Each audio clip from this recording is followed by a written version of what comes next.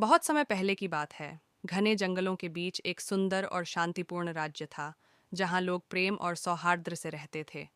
इस राज्य के पास ही एक रहस्यमयी सरोवर था, जिसके जल में जादुई शक्तियां थीं। कहते हैं कि उस सरोवर की रक्षा एक स्वर्ण परी करती थी, जो केवल सच्चे हृदय वाले लोगों को ही दर्शन देती थी।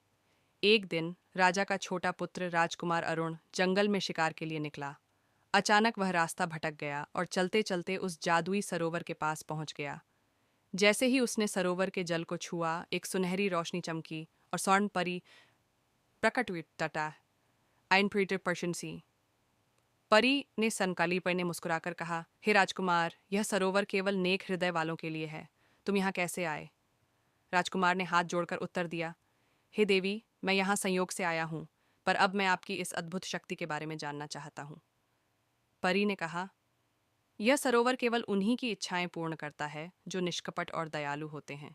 यदि तुम्हारा हृदय सच्चा है, तो तुम्हारी कोई भी एक इच्छा पूरी होगी।